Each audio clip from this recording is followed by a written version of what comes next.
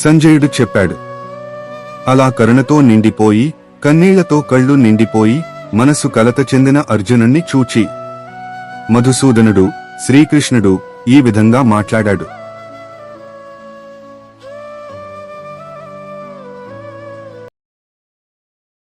శ్రీకృష్ణుడు పలికెను. ఓ అర్జున, ఈ క్లిష్టమైన సమయంలో నీలో ఈ బలహీనత ఎక్కడి నుండి వచ్చింది? ఇది ఆర్యులకు తగినది కాదు, స్వర్గానికి దారి చూపదు, కీర్తిని నాశనం చేస్తుంది.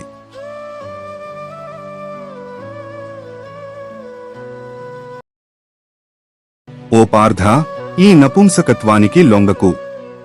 ఇది నీకు తగదు. శత్రువులను దహించేవాడా, ఈ నీచమైన హృదయ బలహీనతను విడిచిపెట్టి యుద్ధానికి సిద్ధంగా లేచి నిలబడు.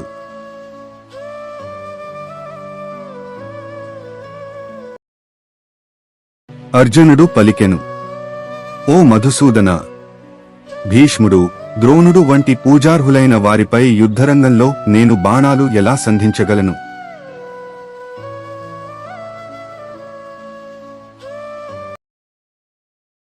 ఈ లోకంలో మహానుభావులైన గురువులను చంపకపోవడం మేలుగా ఉంటుంది.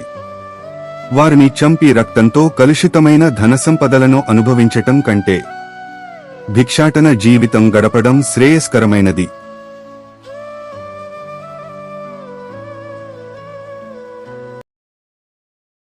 ఇప్పుడు ఏది మాకు మేలు అవుతుందో మనకు తెలియదు. వారిని గెలవడం మంచిదో లేక వాళ్లచేత మేము ఓడిపోవడం మంచిదో తెలియడం లేదు. ఎందుకంటే వారిని చంపి మేము జీవించాలనే కోరిక కూడా లేదు. వారే ఇప్పుడు మన ముందున్న ధృతరాష్ట్రుని సైన్యంలో ప్రధాన యోధులు.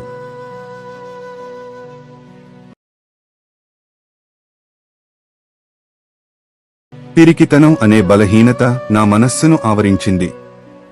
నా కర్తవ్యం ఏమిటో నిర్ణయించుకోలేక నా బుద్ధి గందరగోళంగా ఉంది.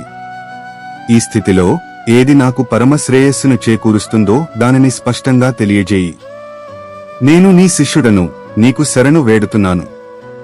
దయచేసి నన్ను ఉద్ధరించు, నాకు సరైన మార్గాన్ని ఉపదేశించు.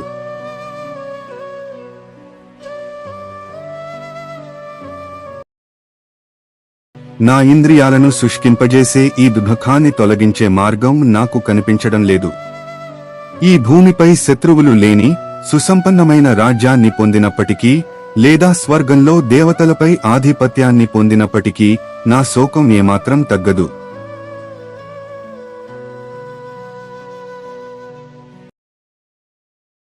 సంజయుడు పలికెను.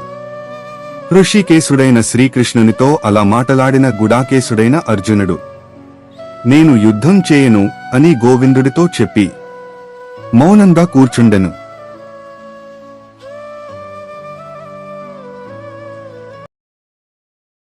ఋషికేశుడైన శ్రీకృష్ణుడు యుద్ధరంగంలో రెండు సైన్యాల మధ్యలో విషాదంలో మునిగిపోయిన అర్జునుని చూసి చిరునవ్వు చిందిస్తూ ఇలా చెప్పెను.